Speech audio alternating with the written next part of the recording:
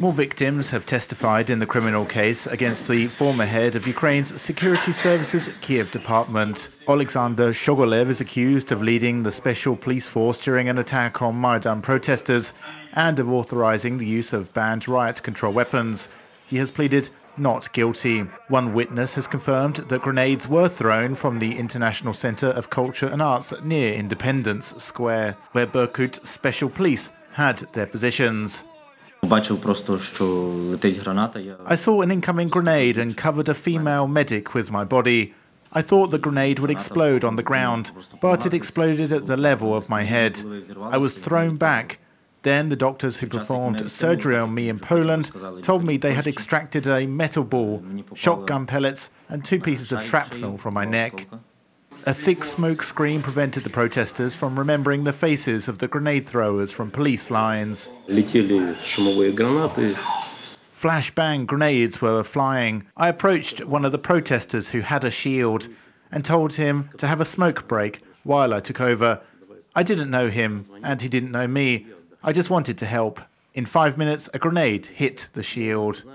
The prosecutor claims there is enough evidence to prove that Shchyogolev took part in the Ukrainian security services operation against the Maidan protesters. The accused Shchyogolev is not the only one taking part in suppressing the protests. He is charged with group activity beside former leaders of the government, the Security Service, Ministry of Defense and Interior Ministry. In December, we have received permissions to conduct special investigations of the SBU's head and his first deputy. The accused Oleksandr Shchyogolev has been in jail since August 2015. The lawyer asked the board of judges to release him for house arrest. We've been having hearings for 3 years and it's still going. Only 19 out of 136 victims were interrogated, and we have 600 more witnesses. And we tell them, let's start with evidence. Let the prosecution show the actual evidence of Shchogolev's guilt. Tamara Shvets, a widow of the deceased hero of the Heavenly Hundred, Viktor Shvets, asks the judges not to let Shchogolev go. She reminds about those who fled the country when they were let out of jail. A good example is the escape of Dmitry Sadovnik, the head of Berkut Special Police Unit. We ask you to pay attention to how important this case is.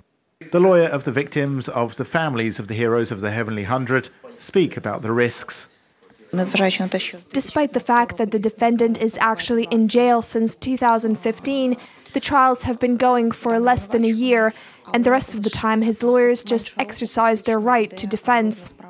The judges decided to extend Oleksandr Shchogolev's arrest for 2 more months. He will remain at a pre-trial detention centre at least until April the 21st. In this criminal case, Yanukovych was also served with charges on account of this episode.